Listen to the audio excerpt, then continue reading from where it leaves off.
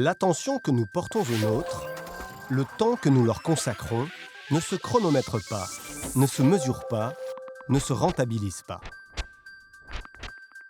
Avec le rythme de la vie professionnelle, on fait parfois, voire souvent appel à d'autres pour garder son enfant, prendre soin de ses parents âgés, accompagner son conjoint handicapé, mais aussi pour s'occuper de sa maison, de son jardin, de son ménage ou de son linge. Pourtant, alors que les besoins existent et croissent, le secteur peine à recruter.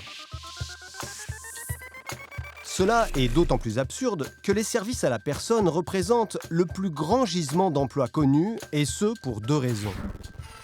D'abord parce que les modes de vie ont changé. Les femmes travaillent, les familles monoparentales sont plus nombreuses, les ménages aisés privilégient les loisirs aux tâches domestiques. En un mot, pour concilier vie familiale et vie professionnelle, de plus en plus de particuliers ont recours à des services d'aide à la personne, du ménage au repassage, en passant bien sûr par la garde d'enfants. Ensuite, l'autre grande explication, c'est l'allongement de l'espérance de vie et le vieillissement de la population. Les aînés ne vieillissent plus dans le cercle familial. Et pour les accompagner à domicile, comme pour les accueillir dans un établissement adapté, nous avons besoin de salariés qualifiés, formés et respectés. 1 400 000 personnes travaillent aujourd'hui dans le secteur des services à la personne, dont 97% de femmes. Derrière les salariés du secteur des services à la personne, il y a des individus engagés dont les conditions d'exercice professionnel sont particulièrement difficiles. Salaire très bas, conditions de travail éprouvantes physiquement comme psychiquement, temps partiel souvent subi, accès à la formation quasi nul. Or, s'occuper des autres mérite du respect et une réelle reconnaissance. Reconnaissance qui s'organise en luttant contre l'émiettement du travail en temps partiel imposé et en revendiquant des rémunérations revalorisées.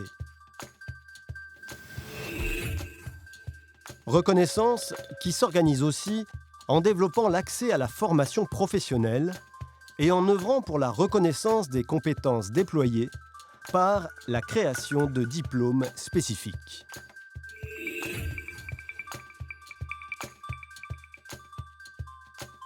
Reconnaissance qui s'obtient enfin en améliorant les conditions de travail afin de prévenir les accidents comme les maladies professionnelles spécifiques à ce secteur.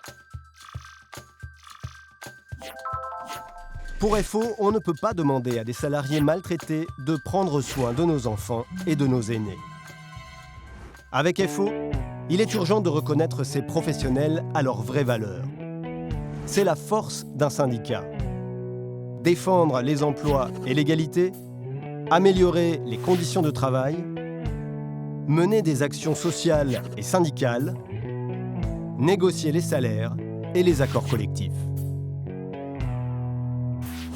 FO est un syndicat qui s'adresse à tous les salariés. FO vous informe, vous défend vos droits. Pour défendre, négocier et proposer, j'adhère à FO.